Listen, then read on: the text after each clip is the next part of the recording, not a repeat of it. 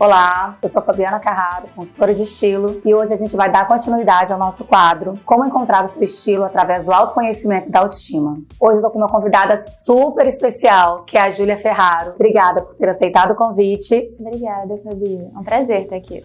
O prazer é todo meu, Júlia. Gente, a Júlia, ela é comunicadora, empresária e também educadora sexual. E hoje a gente vai abordar um assunto que, tem pano pra manga, que a gente vai falar sobre o sexo após a maternidade. Então vamos lá?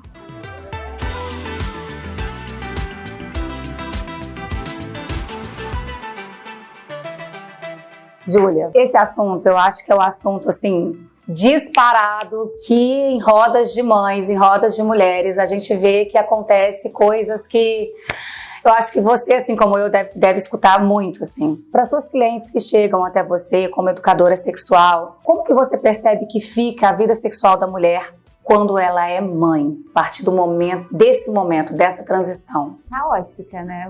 Fabi, eu acho que vamos ser sinceras aqui, né? Acredito que quando essa vida sexual existe, né? Porque muitas mães abdicam pelas tarefas da maternagem, pelo pós-parto, pelo período do puerpério, né? Exatamente. Muitas mulheres acabam abdicando desse momento para dar mais uma prioridade, né? Pro serzinho que acabou de nascer, que depende exclusivamente da gente, né? Enquanto mães, na sociedade, a gente sabe que as tarefas ainda não são divididas, e eu estava até conversando outro dia sobre isso. Eu acredito que elas não deveriam ser divididas, eu acredito que os homens deveriam sim se empenhar. Compartilhadas, né? Compartilhadas, inclusive eles estarem muito mais empenhados, principalmente no primeiro ano, né? O bebê é exclusivamente dependente da mãe em relação à amamentação, mas todo o resto os homens podem fazer. Você acredita nisso? Eu acredito. Todo o resto os homens podem fazer. Acredito. Amamentar, e nem sempre, né? Porque tem, por exemplo, mulheres que não conseguem amamentar tanto tempo, vai ter que entrar com uma fórmula e tudo mais, até nisso, o homem também pode entrar, né? Exatamente, dá uma madeirinha. Não, uma madeira. Não estamos falando aqui do desejável, óbvio que o leite materno é sempre o mais ideal, mas há casos que, infelizmente, a gente tem que entrar com outro tipo de nutrição para o bebê. Mas então, além disso, né, então, existe primeiro um cansaço extremo, né? Cansaço. Não só um cansaço, como um desafio. Você se imagina a cada dia. Você imagina não, que eu sei que você já passa por isso, né? Se você ainda não é mãe, você se imagine no que eu vou falar agora. A cada dia você tem que aprender algo novo. Você tem que se readaptar. Você tem que estudar. Você tem que lidar com as suas expectativas, lidar com as suas frustrações. Muitas vezes lidar com as frustrações e expectativas dos outros, né? Da mãe, da sogra, do vizinho, da pessoa que te ajuda. Os famosos pitacos, né? Que a gente, quanto pitaco? Exatamente. Se você tá amamentando, você recebe pitaco porque você tá amamentando demais. Se você não amamenta, por que você não amamentou? Se a criança tira soneca a tal hora, não pode tirar soneca porque não vai dormir à noite. Os famosos pitacos e o dar conta de tudo também, né? Sim, isso a gente se cobra. A mulher se cobra sempre ser essa super heroína, né? Na verdade, a gente não é super heroína, nós só somos cansadas. Estamos cansadas de lidar com todas essas tarefas, né? Que a gente sim dá conta, que a gente se propõe a fazer. E quando se trata da maternidade, isso é uma coisa muito colocada pra mulher, né? Então, até quando você não dá conta, você não tem, às vezes, coragem de pedir ajuda, de você buscar uma forma de dar conta, falar, olha, não dá conta. Não dá. Não dá, senão eu vou surtar. Muitas mulheres entram em depressão, muitas mulheres entram em crise de ansiedade, porque veem que a maternidade, ela não é um mar de rosas. Não é, exatamente. E uma coisa muito importante, Júlia, que eu percebo, assim, né, eu que é mãe e provavelmente também, é a transformação do corpo, né? Porque na gestação a gente já sente o corpo transformando e muitas mulheres não conseguem voltar com o peso que era antes, no meu caso, que esse é o meu caso, e também começa a se comparar com o corpo que tinha antes, e aí entra o problema da autoestima. E aí entra o problema de achar de ficar com vergonha de ficar pelada na frente do marido, ou do companheiro, da companheira, enfim. Existe muito essa questão também, né? Às vezes a mulher já tinha questões de autoimagem antes, né? Quem não tá, né? Quem não tem uma questão, uma gordurinha. Os 2 quilinhos a mais, né? Uns quilinhos a mais, ou a menos, né? Às vezes a pessoa é muito magra, também não gosta. Ou então o peito, né? Que depois de amamentar dá uma caidinha, se você aí quer botar silicone ou não quer, porque tem a questão do bebê. Ou então se vê de uma maneira que não se vê mais como um ser desejável. Exatamente. Chegamos ao ponto, gente. Né? Você se sente desejado? Você quer ser desejada, né? Exato. Você se deseja? Você é importante de tudo, sabe, Fabi? Porque essa essa reconexão com o próprio corpo, ela é difícil para muitas mulheres. Primeiro que quando você tá grávida, muitas mulheres, eu tenho várias clientes que falam: nossa, eu me sentia muito sensual, eu transava muito, eu gostava, meu marido gostava. Então, assim, é um estado ali de transição da barriga, né? Né? Tem aquelas mulheres que ficam todas iluminadas, super felizes, porque na verdade é uma grande combustão. A mulher ali é uma fábrica 24 horas para gerar uma vida. Exatamente. Então você tá num momento lindo de fertilidade, sabe? É bonito mesmo. Apesar de muitas vezes não ser tão confortável, né? A gravidez para algumas mulheres, para outras é um momento, assim, único na vida, né? Muitas mulheres já me relataram falando que, cara, eu queria poder engravidar, eu queria poder ficar grávida mais vezes, porque eu me sentia muito bem. Linda, né? Eu me sentia linda, me sentia poderosa. E aí, quando tem um bebê, óbvio que existe a felicidade maravilhosa de você ver o seu bebê ali na sua frente. Só que também tem uma descaracterização. Você tava ali 9 meses, né? Mais 9 meses, às vezes, né, na verdade, acostumada com aquela tua visão, com aquela explosão hormonal, com tudo ali, e isso acaba. Então isso é a primeira mudança. Que aquela barriga que ia crescendo, ia ficando linda, né? A barriga vai ficando linda, linda, linda, e de repente acabou. Acabou. Ela continua ali. Ela continua ali, mas o bebê já tá... Mas aí junto com essa transformação do corpo, que é um pouco menos gradual, ou seja, do nada a barriga vai saindo, né, aos pouquinhos. E nem todas as mulheres têm essa genética linda das blogueiras fitness, né?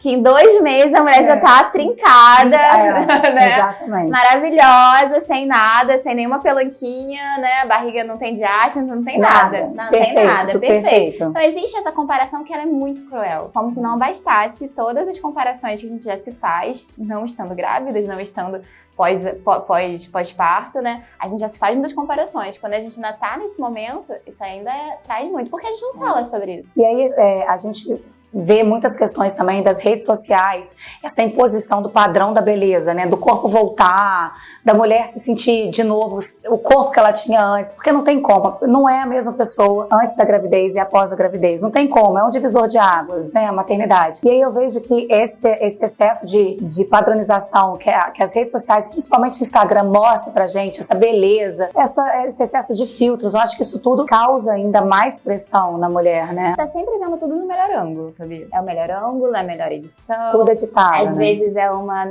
manipulação ali de imagem, que hoje a gente vê até manipulação em vídeo, né? Então, na verdade, você tá mostrando ali a tua melhor versão, que não necessariamente é a sua versão verdadeira. Que é a que você se sente, na verdade, a sua identidade. Isso, ali é um personagem. A gente tem que entender hoje as mídias digitais como personagens, né? Aquilo ali é 1%, 2% do que a pessoa em essência é de verdade. Exatamente. Né? Então, assim, acho que é importante a gente ter essa reflexão, mas se aquilo te bombardeia todos os dias, como é que você vai ver a diferença entre fantasia e realidade? E aí é a importância do autoconhecimento, né, Júlia? Eu acho que aí é a importância de você entender aonde você tá, para onde você quer chegar. O processo é lento, é uma construção, é um trabalho de formiguinha entre você, seu marido, seu companheiro, sua companheira, com o bebê. E uma pergunta, assim, Júlia, que provavelmente muitas pessoas devem se fazer. Como a mulher reage? Porque eu vejo muita mulher falando assim: mas se eu não transar com meu marido, ele vai procurar outra na rua. Mas a mulher geralmente tá cansada. A mãe é cansada, gente. Eu acho que tinha que existir a frase mãe cansada real, porque é real. Hashtag mãe cansada. É real, sabe? E aí, como é que fica mais essa cobrança de ter que transar com o marido, porque senão ele pode procurar outra na rua? Existe ainda esse pensamento? A gente tem que pensar, exato. Vamos colocar aqui algumas questões, né? Primeiro, essa cobrança existe da parte do marido, de fato, né? Ou é uma cobrança que você internalizou? Exatamente. Porque sua mãe te falou uma vez, porque alguém falou, porque você viu na novela, porque, sei lá. Ou porque você acha que seu marido é assim. Olha isso, gente. Acho que a primeira questão é essa. Aí entra naquilo de dar conta de tudo, né? Você tem que dar sempre conta de tudo, né? E tá linda ainda, né? E ainda precisa estar linda, sim, né? Maravilhosa, né? Pode estar com a fraldinha no ombro, né? Assim, você tem que estar maravilhosa e disponível e querendo, né? E querendo, exatamente. Gente. Isso vai de encontro totalmente à maneira que a gente funciona sexualmente, né? Mas assim, voltando já vou falar um pouco sobre isso. A gente tem que entender se isso é uma demanda real do casal. E uma coisa extremamente importante, que eu sempre oriento as pessoas que me procuram, que querem ter bebê, é fazer o que a gente chama de enxoval erótico. A gente se prepara, né? A gente compra lá as roupinhas do bebê, a gente compra, né?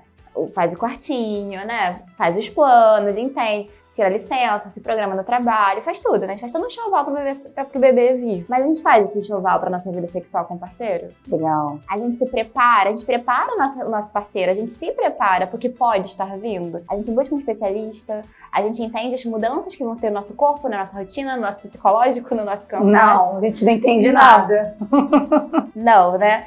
Então, assim, é importante a gente também fazer essa preparação, igual curso de grávida, né? Se você é curso de amamentação, a gente faz um milhão de curso. Agora, hoje em dia, que bom, né? A informação tá tão segmentada e é tão importante a gente se empoderar dessa informação pra não chegar só nos pitaquinhos depois e se acabar fazendo coisas que você não quer. Não faz sentido pra você. Então, uma dica é se empodere antes dessas informações. Hoje a gente tem muita informação pras mães de primeira viagem, às vezes as de segunda viagem que fizeram coisas que não queriam na primeira viagem também, né? Hoje a gente tem muita informação disponível, sabe, Fabi? E aí, também trazer isso pra vida sexual, porque a vida sexual... Mas esse enxoval, vamos só voltar com esse enxoval erótico que eu achei interessante. O que inclui nesse enxoval aí?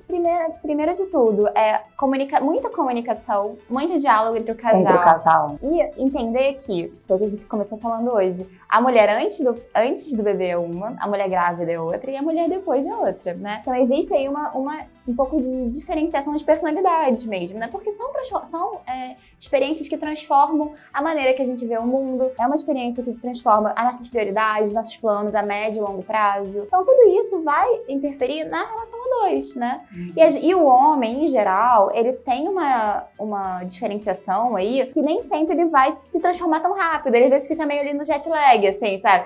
Tipo, a mãe já tá lá pensando na escola que vai botar e o cara tá indo, mas qual é a creche? Não, as mães brincam, né, que os pais, eles só entendem quando eles são pais, quando a criança tá nos braços deles, assim. Sim. Enquanto a mãe já tá se preparando, os 9 meses, né, da gestação, conversando com o filho. É mais palpável pra mulher, né, assim. Então, isso ativa, né, mecanismos dentro da gente de fazer planos a médio e longo prazo. Muitas mulheres que já me procuraram falam que não conseguiam fazer essas coisas, porque depois que foram mães, isso naturalmente começou a acontecer na vida delas. Começaram a se planejar, começaram a ter mais preocupação com a saúde, né? Coisa que antes da gente ter filho, muitas pessoas não têm, são relapsas com isso, tanto pais quanto mães, tá? Então, assim, várias coisas mudam. Em relação ao enxoval erótico, o que vocês precisam fazer, né? Algumas dicas aí. Primeiro conversar muito, buscar alguma pessoa especializada que vá trazer um dado de realidade pra vocês. Ou seja, isso que a gente sabe hoje em dia, né? Logo depois do parto, dificilmente vocês vão reconquistar a vida sexual de vocês. Outra coisa importante é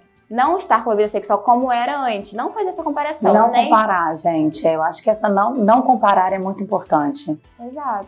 E também não pensar assim, não vou nem fazer nada porque eu não quero transar com penetração, né? Tem mulheres que ficam sensíveis e tudo mais, não querem ter penetração logo nos primeiros meses, por exemplo. Mas assim, o sexo, ele é tão amplo, ele é tão rico, que ele não precisa ser preliminar, penetração, o cara gozou, acabou. Não precisa ser assim. Pode ser tão mais coisas, sabe? Pode ser desde uma massagem sensual, de uma masturbação, de um uso de brinquedinhos, de uma fantasia que vocês estão ali, de um sexting, ou seja, vocês brincarem pelo celular, né? Olha que legal. Então, fazerem fotos, fazerem nude, um se masturbar e mostrar pro outro. Existem tantas possibilidades a serem exploradas. Impressionante, né, gente? Que a gente não tem essa noção, né? E às vezes a gente se sente boba, né? Assim, outro dia eu tava numa consulta, num atendimento, né? E a pessoa falou assim, mas eu sou tão nova, eu tenho que começar já a fazer essas coisas. Eu falei, já não. Olha o mundo de possibilidades que você tem. Que bom que até agora, ela devia ter uns 29 anos. Até agora, o básico, o feijão com arroz, funcionou pra você. Olha que gostoso, maravilhoso. Agora vamos, né, botar uma pimenta, vamos botar um outro ingrediente, vamos trazer uma novidade. Isso é muito legal, Júlia, porque entra nesse papo do autoconhecimento, né? De você se autoconhecer, reconhecer o seu corpo. Na verdade, se autoconhecer, entender como funciona o seu corpo, até pra você ter prazer com o outro também, né? Com uma outra pessoa, né? É essencial. Pra gente buscar uma vida sexual prazerosa, ela tem que começar na gente. A gente tem que se conhecer, a gente tem sim que se masturbar, tá? Existe esse tabu, né? Da mulher se masturbar. Muitas mulheres não se veem ali no autotoque, né? Assim, não se sentem instigadas, mas isso é basicamente porque a gente não foi ensinado a isso. o homem, desde muito novo, ele foi ensinado a se estimular. Se não foi pela família, no colégio e tudo mais, que isso acontece, tá, gente? A gente não falando de uma coisa, de uma promiscuidade nem nada, mas os meninos, eles aprendem através da pornografia mesmo a se masturbar, porque o órgão masculino, ele é externo, então dá pra ver o que tá acontecendo ali, e aí ele já começa, né, a se estimular, já pingar água, o short já dá uma roçadinha, então é gostoso, gente, se masturbar é uma delícia mesmo. E pros homens é muito acessível. E natural, eu acho que pra mulher tem uma questão muito cultural de tipo, como assim? E assim, ao mesmo tempo você não entende. Primeiro que vamos usar a pornografia, que a pornografia, infelizmente, ainda é a principal fonte de educação sexual que a gente tem na nossa sociedade, né? É mesmo. Sim, porque é onde as pessoas se sentem meio que seguras pra buscar... Seguras e livres, né? Seguras e livres pra buscar referências. Você tá ali preso no seu celular, no seu tablet, no seu computador, ninguém tá vendo. Não é um tabu, né? As pessoas ainda acham que falar sobre isso é um tabu, mundo, né? É um mundo enorme de possibilidades pra você buscar e matar sua curiosidade. Então, assim, as mulheres, na pornografia, elas quase não se masturbam, e muito menos, assim, de uma maneira real, né? É tudo ali, é como se fosse um grande filme de ação, então nada busca a realidade, né? Então, assim, para as mulheres é ainda mais difícil, porque cada mulher vai gostar de ser tocada de uma forma. E isso você só aprende se conhecendo, se permitindo, botando lá o espelhinho, se conhecendo cada partezinha e treinando. A verdade é essa, tem que treinar, tem que fazer, né? Tem que... Gente, praticar, é o que eu falo, né? Pra gente ter um armário enxuto, a gente tem que praticar. O autoconhecimento, a gente tem que praticar. E a autoestima é a mesma coisa. Então, acho que tudo é uma técnica, tudo é prática. E tudo depende da gente, pra gente entender como funciona a nossa relação com o outro. Júlia, muito obrigada por essa conversa. Muito obrigada por ter vindo. E eu acho que a gente vai ter muita conversa pela frente ainda. Com certeza, foi um prazer, Fabi. Obrigada, viu? Beijo.